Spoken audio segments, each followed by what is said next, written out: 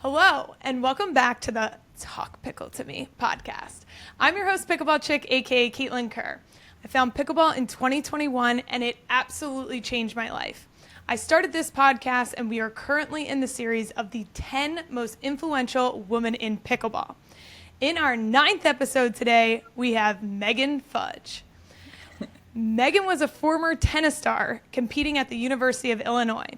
She has been a dominant pro pickleball player for many years now, reaching the top ranking on the APP tour in all 3 divisions, including singles, gender doubles, and mixed doubles. She is the wife of Ryler DeHeart, a pro pickleball player himself, and a mother to 2 children, JR and Lily. If you've been around pickleball tournaments, you've seen them. Megan Fudge, talk pickle to me. I love it. Thanks so much for having me on. It's gonna be fun. I love talking pickles, so this is perfect topic. You definitely do. But yeah, in all seriousness, thank you so much for being here today. And to all of the listeners out there, if you're watching or listening, please take a second and subscribe. We are on YouTube, Spotify, and Apple Podcasts. Leave us those 5 stars and make sure you follow us on Instagram at Talk Pickle To Me. Comments are also very helpful, and we want all of the feedback, good and bad. Please let me know how we're doing. Let's talk about baby Megan. Where did Megan grow up, and what was family life like? Yeah, I actually grew up in Germany. A lot of people always guess like Australia, South Africa. I grew up in Germany. My dad was from New Zealand, my mom's from England, but so I was a foreigner in Germany growing up. Spoke German and went to a German school system, played a lot of tennis growing up on the red clay, super fun, and then went to boarding school in England when I was 15 and kind of transitioned away from home. And people ask me about boarding school and how my experience was, and I always compare it to Harry Potter.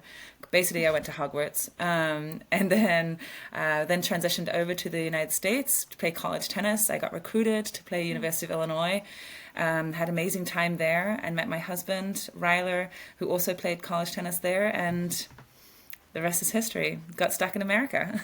That is amazing. I didn't know that you did boarding school. I actually went to a boarding school for high school as well. I didn't board. I was one of the commuters, but Okay. very familiar with the boarding aspect of things. Did you go there for tennis? Yeah, it was a sports school in England. It was actually famous for having every sport under the sun. My roommate, my first semester, was actually a chess player. So when I went to tennis practice, she went to chess practice, and I'd be like, "What are you doing at chess practice all day?" And she was like, "Well, we do memory games, you know." Like she was literally a chess master, and she played for Great Britain. She was incredible, and so yeah, it was like incredible athletes all around me, and we were all striving to be our best in what we were good at. And it was a very unique school. Millfield is incredible. Just at the last Olympics, actually after the second day of the Olympics, our boarding school had more medals than Australia combined. So it's a phenomenal school. It was an incredible experience. I went there for 2 years. Facilities, coaches, environment, very, very unique.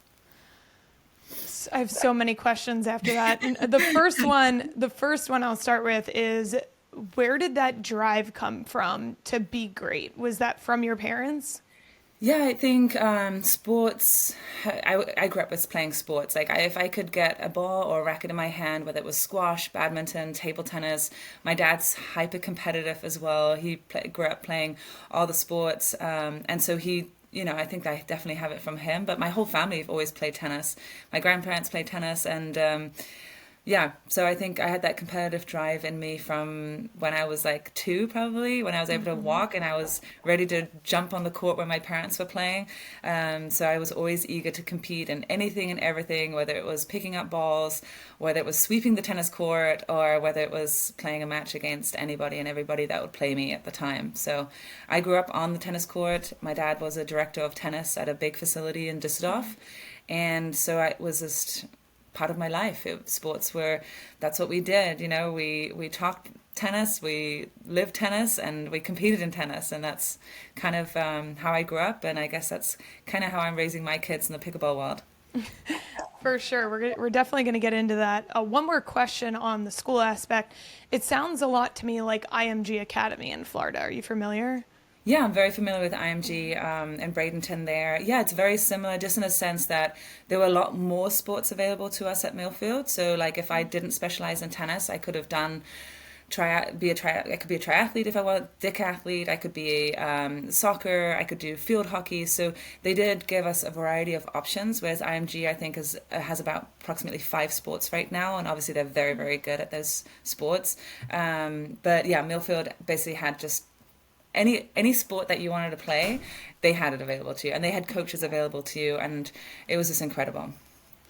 It's funny. I have watched obviously a lot of pro pickleball in the last 4 years, and I would categorize your style as very disciplined. I was going to ask where that came from, but just hearing that background, yeah, your German side, it's the German roots.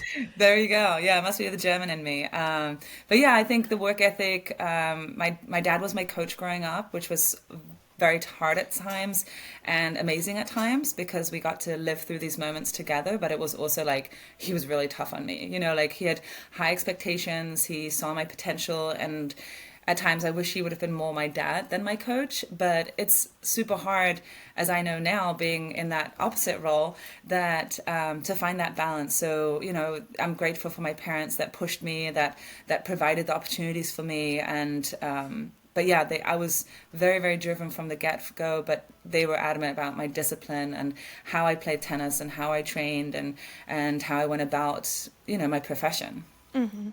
I think that's definitely, I'm sure it has downsides, but I think it's definitely benefited you in a lot of ways. I look at, like you said, your work ethic is the top across any pro pickleball player. Your discipline is the top across any pickleball player. You're very thoughtful. So while it definitely has drawbacks, I think there were definitely a lot more benefits that came from it to get you to the position that you are today, still competing at such a high level. You see it with top players across the board in tennis and pickleball that have their parents as their coach.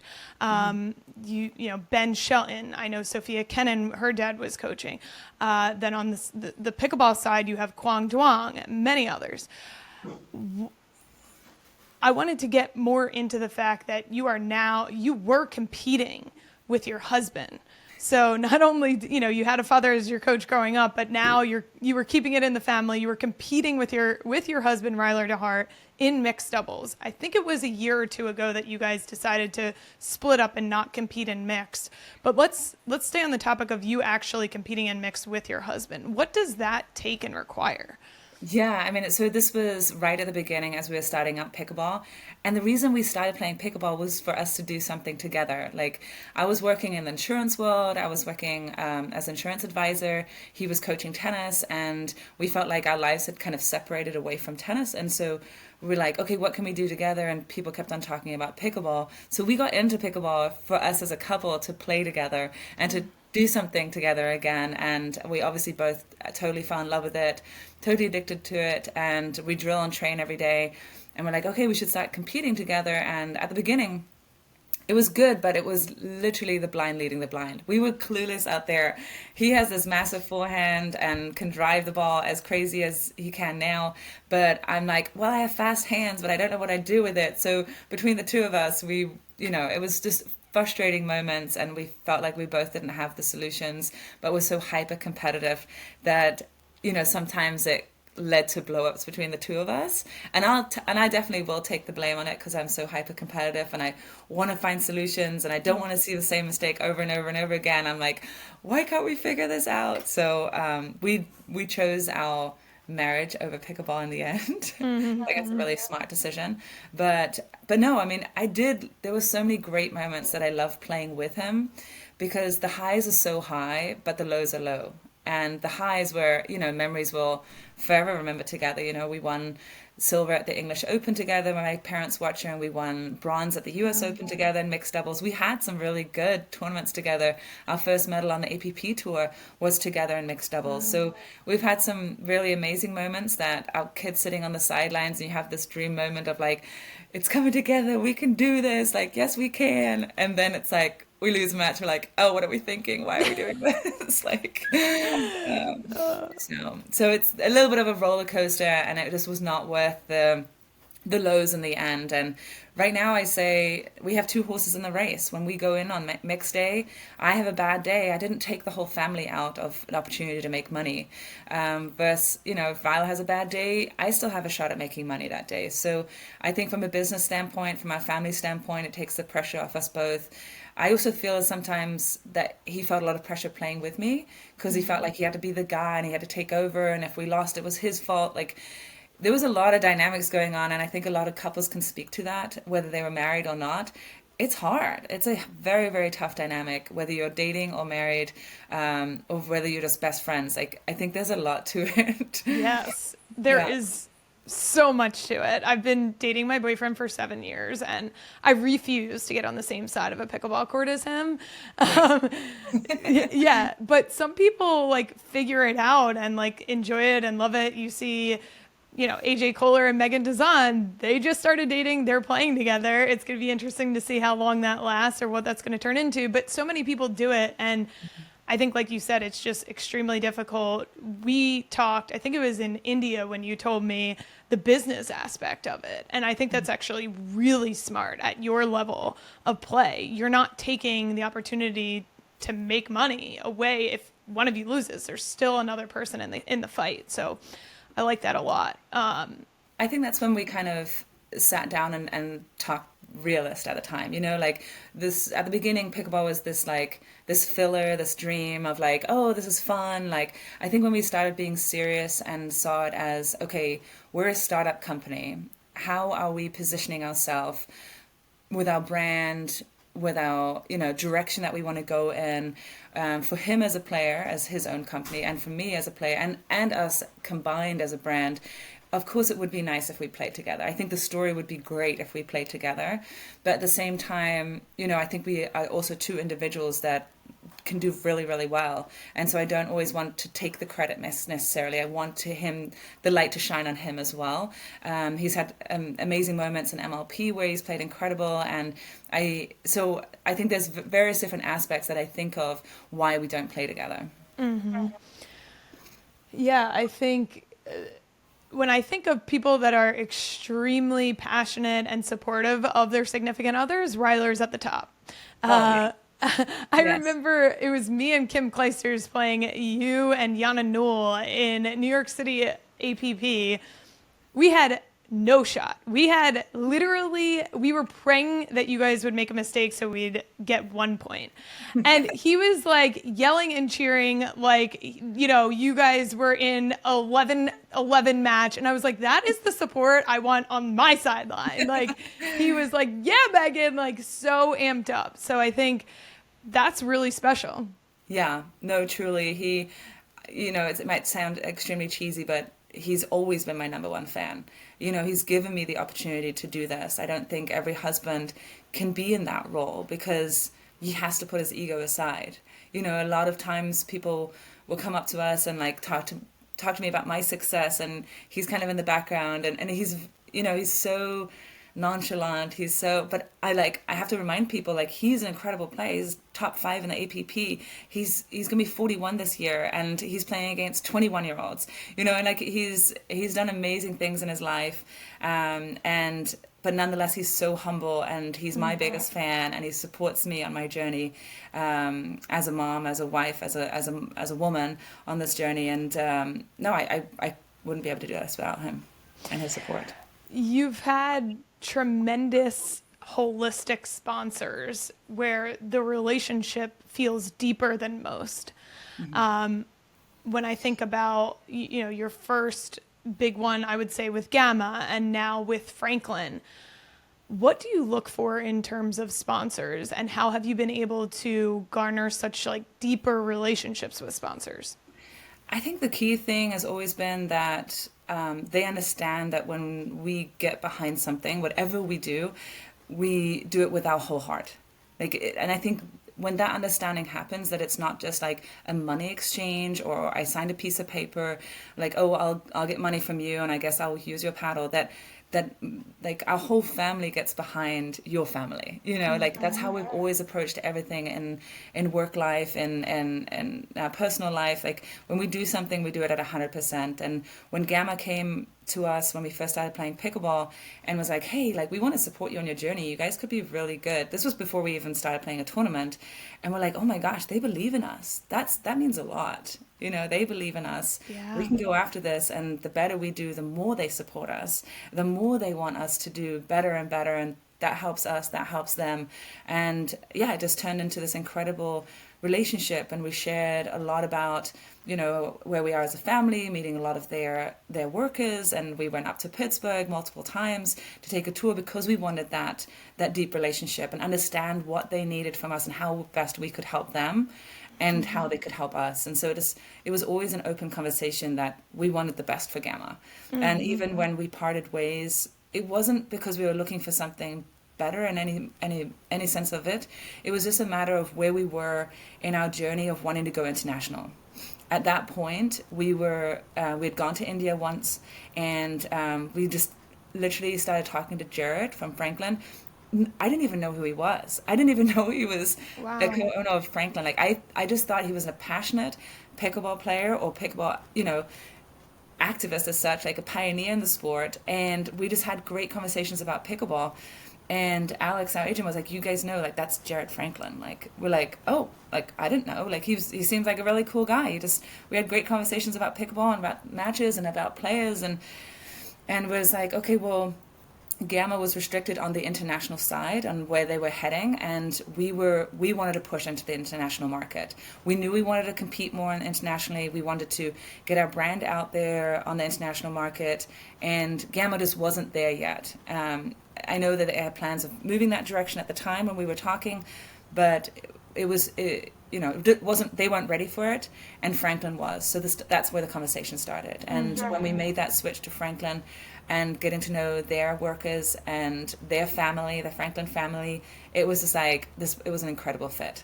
And the passion that they have for the sport on the international side, especially, is just, it was just incredible. Out of any professional pickleball player in the world, you have done the most to advance the game overseas. How did that happen? I think with my roots of being an international person as such, like I feel like I belong to any country and every country at this point. And we love to travel, and we've seen this side of the international tennis component, having, Ryler had played on the pro tour for 6 years, played on all the Grand Slams. He was top 200 in the world. So we had this vision that pickleball can be there. Like, why can't pickleball be a global sport, and why can't we help grow it? We have so many contacts from tennis and so many contacts now through Franklin as well, that we can help support the sport, and just with our presence, but also by talking to more companies, more people, create support for coaches, create support for players, like making them aware that this is a possibility. And so it's been fun. I felt like it's been like a passion project for us, as well as just an incredible journey for us as a family. We love to travel. We love to meet people. We love to expose ourselves to more cultures. So pickleball just has been a vessel for us to do that. Can you please talk to the audience about where you've competed overseas, where you've gone to travel overseas for pickleball specifically? Yeah, our first international tournament was actually the English Open 2 years ago. Fantastic tournament. Karen Mitchell, who runs that tournament there, did a fantastic job. Massive tournament, biggest tournament outside of the US.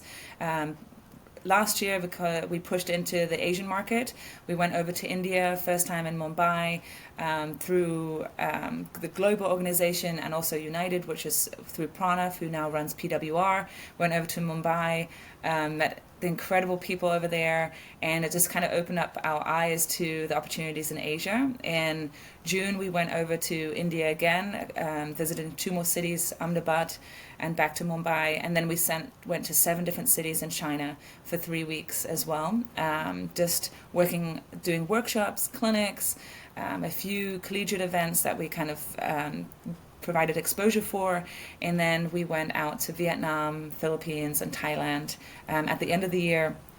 and finished up in India one more time as well. So we actually went to India 3 times last year. Wow. It feels like I home away went from too. You home. had me beat. Yes. Oh, and Dubai. We went to Dubai, And Caitlin. we went to Dubai. It was a quick trip, but we went. So Yeah. Dubai was on that list too last year. So, which was incredible. Yeah, Dubai was awesome. I was waiting to board the plane and I hear Caitlin. And I turned around like, no way, let's go. I thought I was going to be taking this plane alone. Yeah. And Megan and Ryler were there. We went over.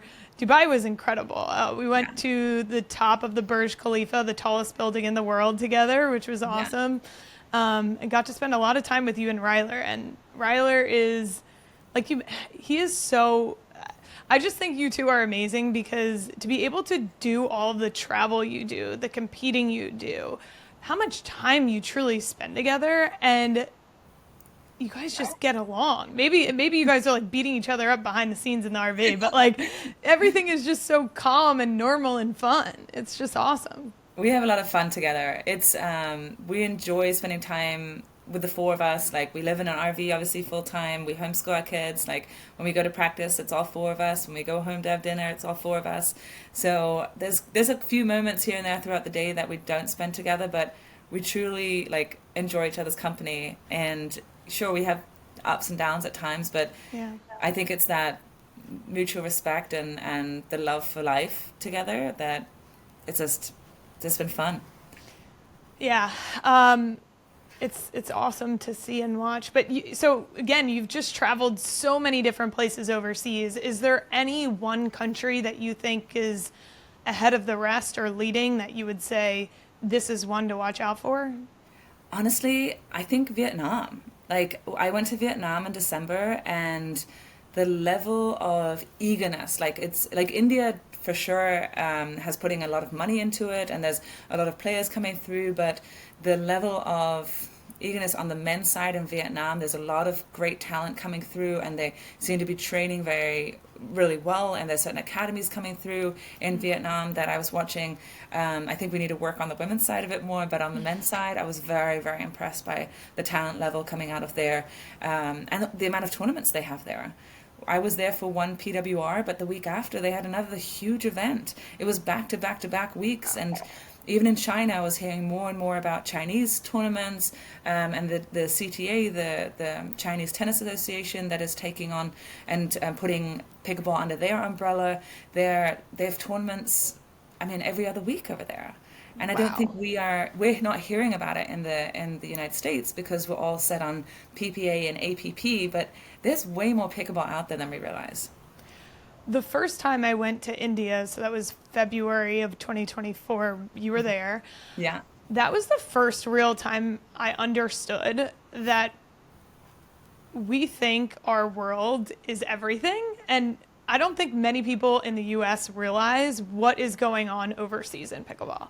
They don't realize how big this sport is becoming, how many other players are involved in this sport. We kind of are in this little cocoon where we think this is so important and this is like the US is the best and nothing else is going on. There are going to be tremendous players coming overseas. I think there's going to be technology innovation. There's going to be so much more that's happening overseas. Not to say that US is still not going to remain dominant for the Right. time being or whatever, but there is going to be at some point a realization that it's already happening. Yeah. No, I mean, like, we also have to talk about Australia just because I hadn't traveled there yet. I know of so many players from Australia that are so good, that are coming over and playing tournaments over here as well. I know two of the Indian guys, Aman and Harsh, are coming over actually to play some of the APPs this year. I love it. I think it's so amazing to have that international impact. Now, is the level as high as in America right now? It's not yet. But they are catching up so fast.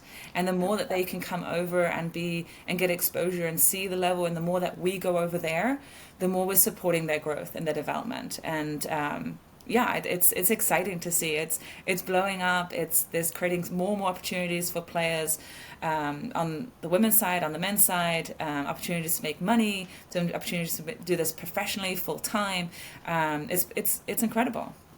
Yeah, there's a few people that I'm just thinking about in terms of international. So back in February of 2024, there were 2 women at the time that were playing pickleball full time out of England, and that was Pei and I'm forgetting the blonde. What was the blonde? Thaddeus Locke. Thaddeus Locke. Yes, And who happened to then, go to my boarding school, by the way, in England.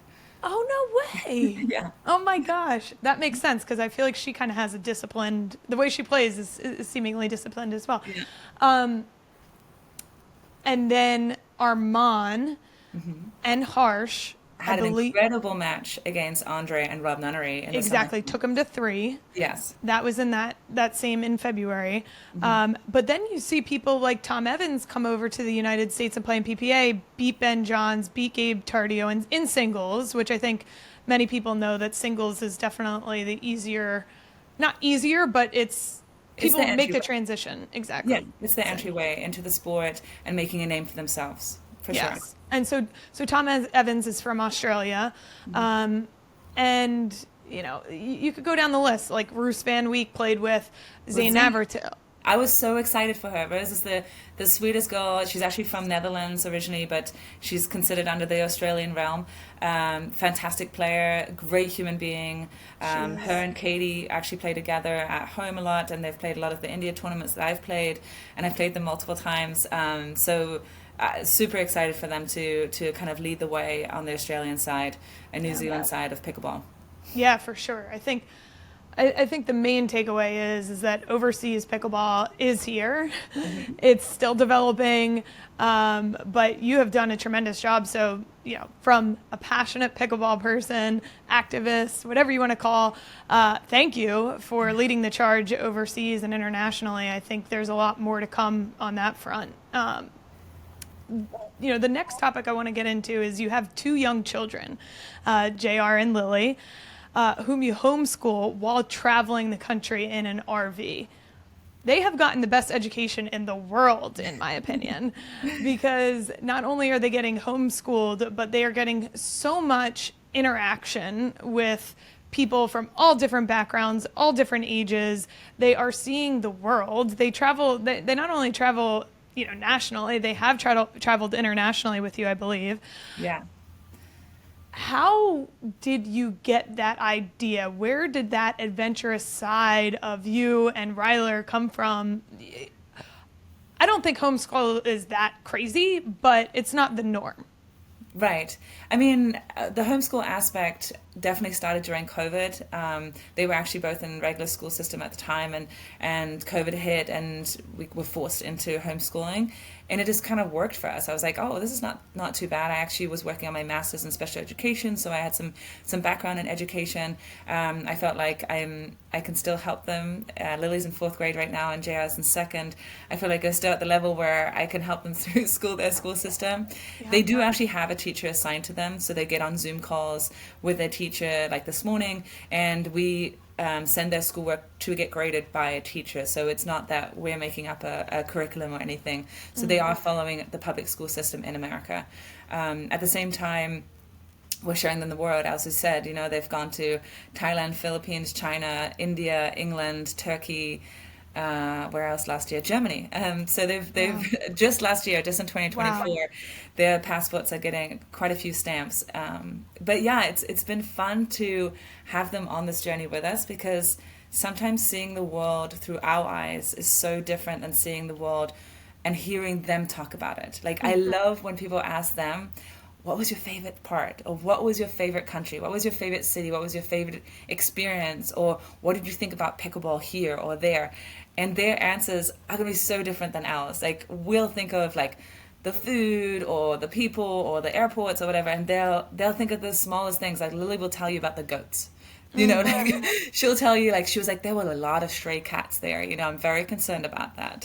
So she'll come up with just different views of the world and how she sees it. And in China, JR was fascinated by the robots. There were robots in the hotel that would give us our deliveries, our Uber Eats. They would basically ring the doorbell, and we would open the door, and there'd be a robot in front of our door, and you'd have to press the green button, and the door would open, and we would get our food. And he loved it. Like, this was fascinating, and we're talking about a 7-year-old boy, like, fascinated by robots, So yeah, it's been great to have them on this journey with us, because they give us way more perspective than we have on the world, and the small things that we forget, because we're so like pickleball and winning matches and where do we go next and what can we do, and they're like, hey, like, did you see the rainbow out there, like, did you see all the goats, like, yeah, you're right, yeah.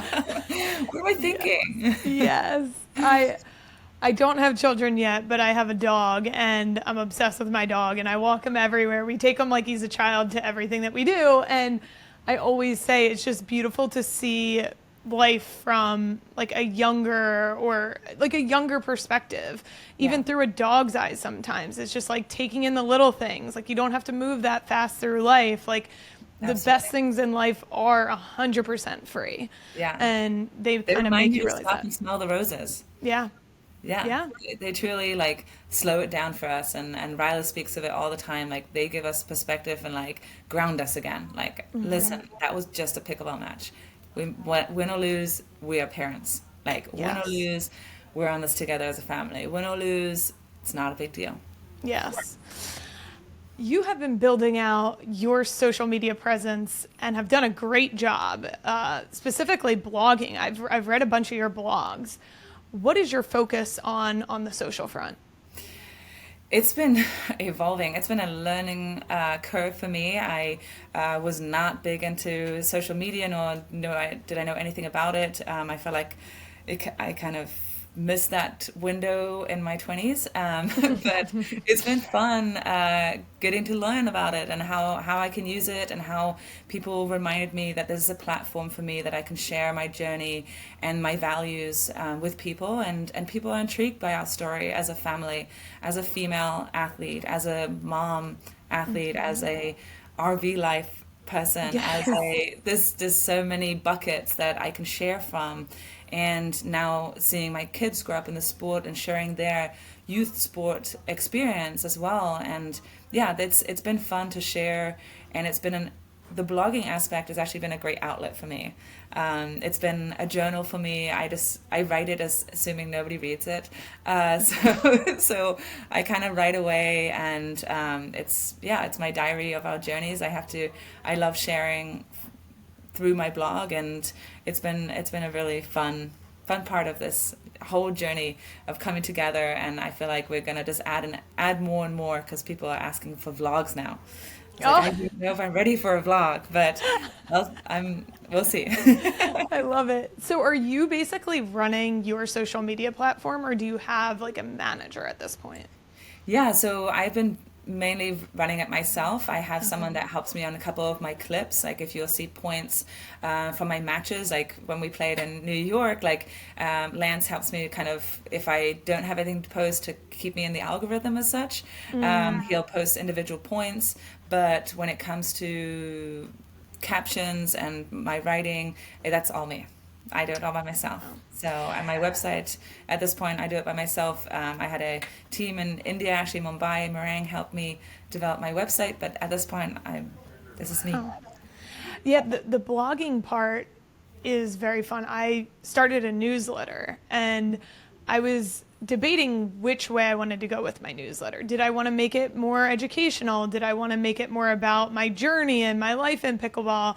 And in the same sense that you're kind of journaling your life, is the same way I'm doing it in the newsletter. And it is an outlet that I was never a physical journaler. I never wrote down on paper. And so writing like recent updates or what's happening in my life, it's a good reflection tool. Yeah, I'm also hoping that it's an opportunity for, my kids in 5 years' time or 10 years' time to have an opportunity of like, remember when we did this pickleball thing and like mom wrote about it, and like they can go back and see the pictures. And Ryla also has like the worst memory ever. So I have to blog and video and take pictures a ton for him, because he's one of those guys that can watch a movie 3 times and thinks he's never seen it. Like, so like this is also for Ryla's memory bank. So so That's yeah. So amazing. I feel like I'm collecting our thoughts, and even if it's for nobody else but for our family. I love that.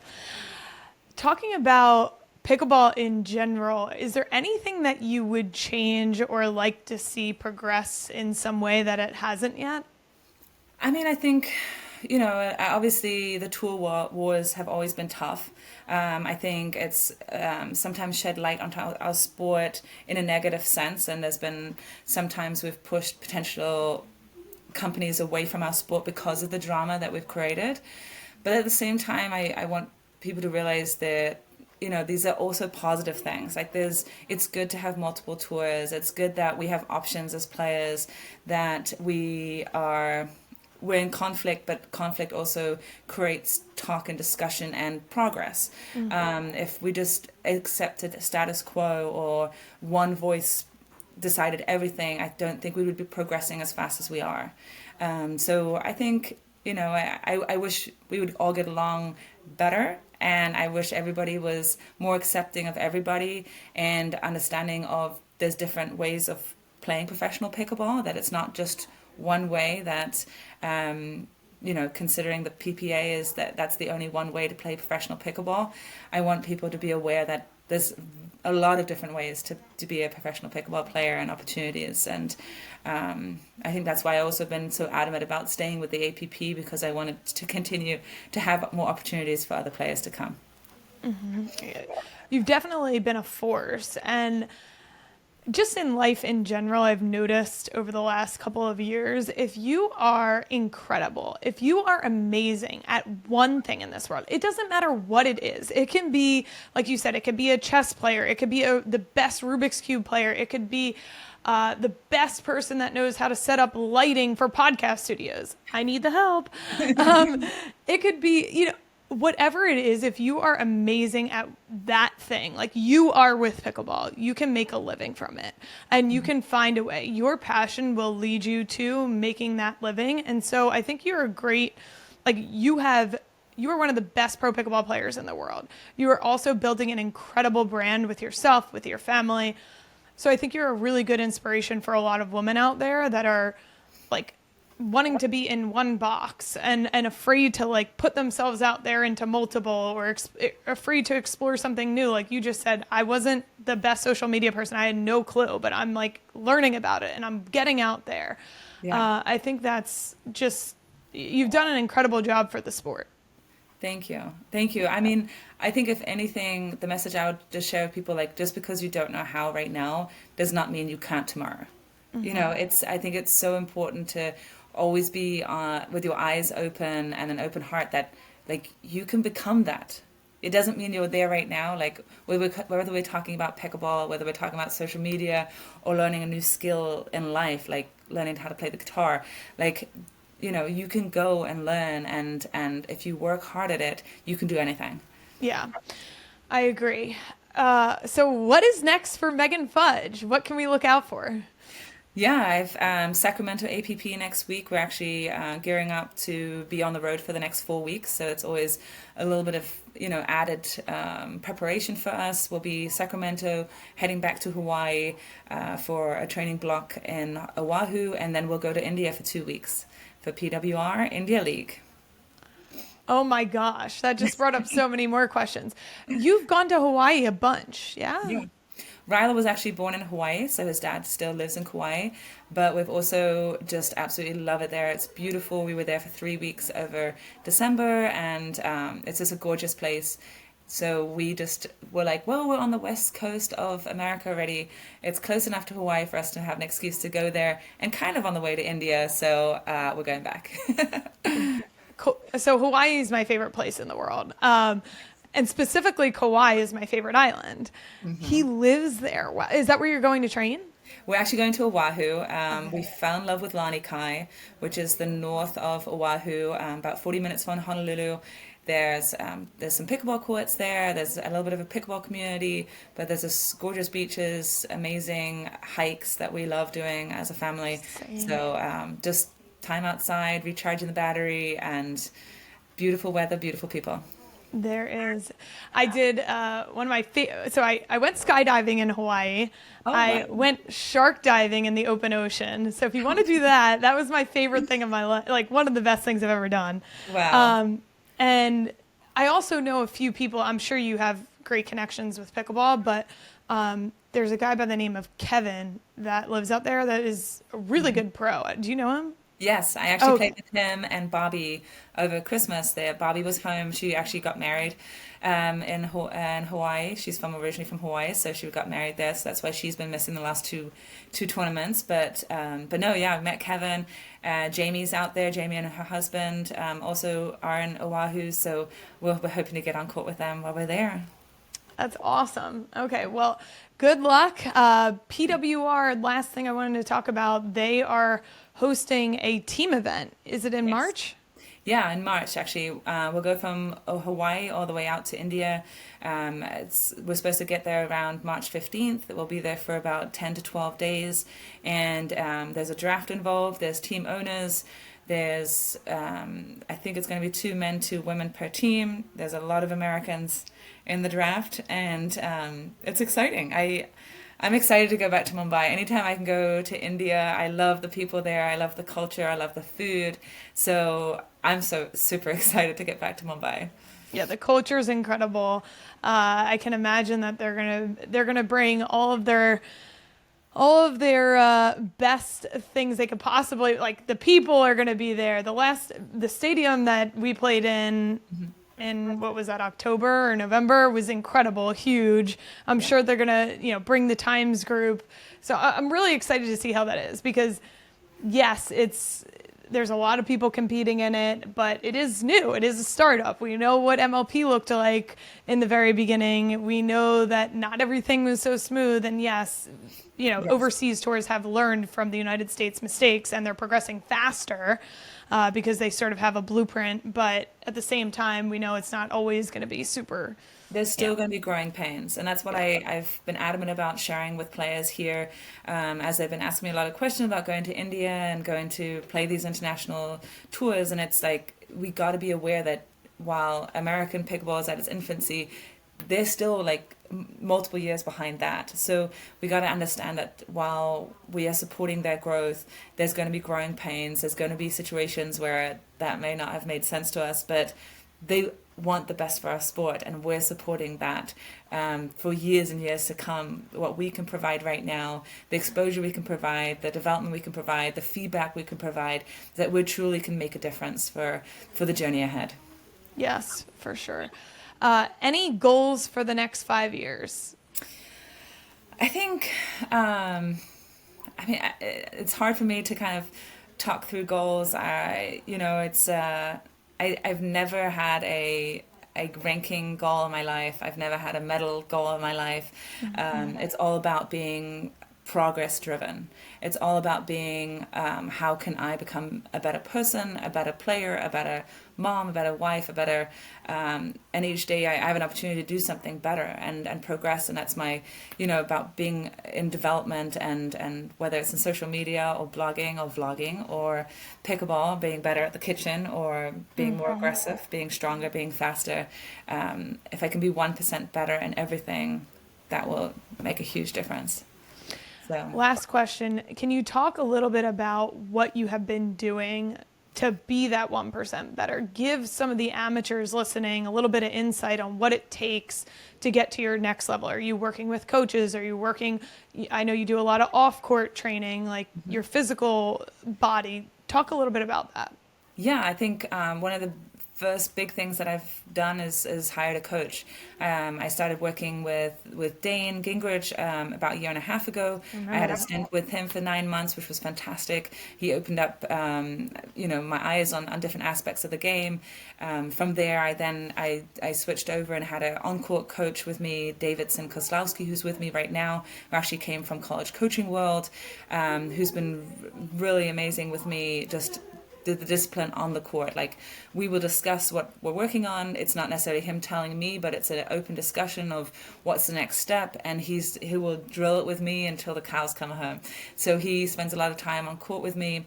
And then of course I have Ryler, who will play every point and every match with me and bring the heat. So I have that. But yeah, a regular day for me is, I wake up, we homeschool the kids for 2 to 3 hours. We go to practice. We practice for 3 to 4 hours.